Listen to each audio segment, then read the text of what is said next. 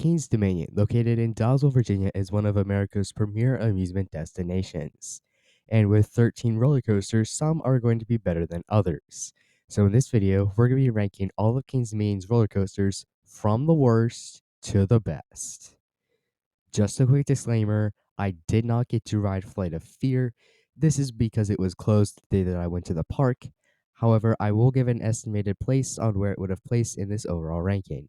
So, without further ado, let's dive right in. This is Wildcat's Revenge Thrills.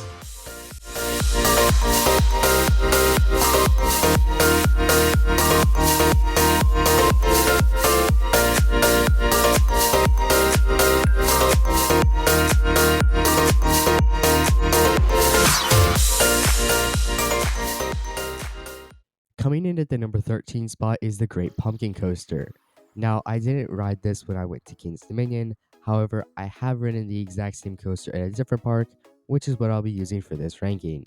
These kiddie coasters made by E&F Miller are good thrills for the kids and families looking to get on their first coaster and can be found at a majority of parks, but they are more thrills for the kids rather than the enthusiasts. Coming in at the number 12 spot is Woodstock Express.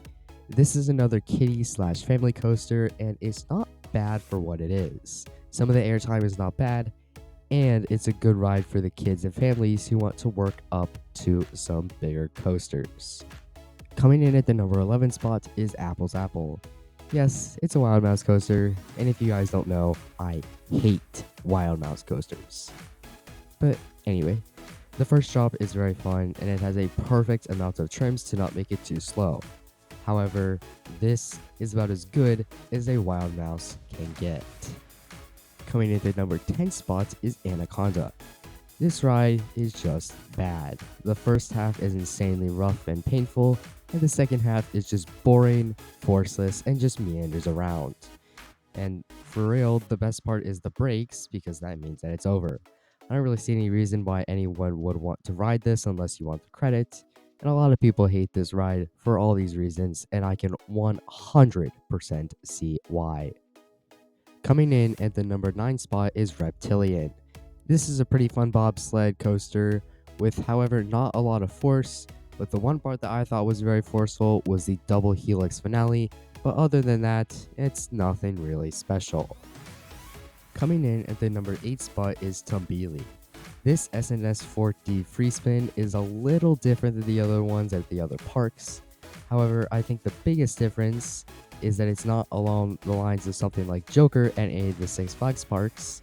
And personally, I found this one to be more trimmed than the other free spins, which depending on what you're looking for, could help or hurt your ride experience. I found Tumbili to be more enjoyable than some of the larger models, so overall, this is not bad, but it is definitely the best themed free spin. Coming into the number 7 spot is Racer 75, formerly known as Rebel Yell. If I'm being honest, this coaster did almost nothing for me. There was no airtime and almost no force throughout the entire ride, and for me, the only good part was the first drop. So maybe I just got a bad ride, but please let me know your experience with this one in the comments. Coming in at the number 6 spot is Flight of Fear.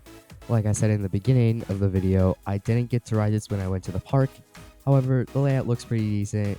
So since this is an old Premier LIM launch coaster, for an old Premier, this actually doesn't look that bad. Coming in at the number 5 spot is the other Premier in the park, Backlot Stunt Coaster. Now, this is just a family coaster, but I thought this was very good. It was very forceful and had a good mix of positives and laterals. The inside section is very fun, and it is overall a pretty good ride. Okay, this next one might be controversial, but at the number 4 spot we have Grizzly. Now, you might be thinking, why is this so high on the list? Let me explain. After the Gravity Group came in and retracked this after the 2022 season, it was very, very smooth. I did not get to ride it before the 2022 season. However, I got 2 rides, one in the front and one in the back, and it was insanely smooth in both the rows. There was some good airtime off some of the hills, and one very good ejector moment before you go into the tunnel. So overall, this is a very, very good wooden coaster. Coming in at the number 3 spot is Dominator. This is in my opinion the best B&M floors in the world for its intensity, smoothness, and great layout. It features many low to the ground turns, which can kind of make it seem like a warm-up coaster to Project 305. Now we come to the elite top 2 coasters, Twisted Timbers and Project 305. These 2 coasters are undoubtedly the best in the park and were very, very close. Seriously, I went back and forth when writing the script for this video, but there can only be one that is better.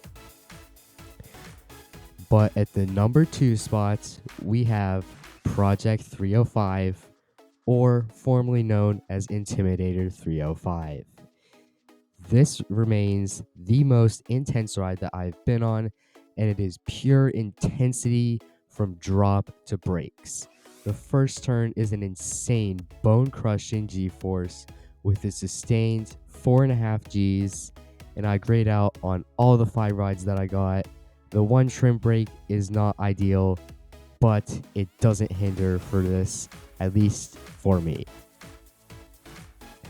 Number 1 is Twisted Timbers. So, in my opinion, this ride is like a mini Steel Vengeance. The airtime is world class, it is glossy, smooth. This does have the RMC shin guards, but is a lot more comfortable than the intimate over-the-shoulder restraints that Project 305 has. So overall, having world-class airtime and a glossy, smooth ride experience, this is, in my opinion, the number 1 coaster at Kings Dominion.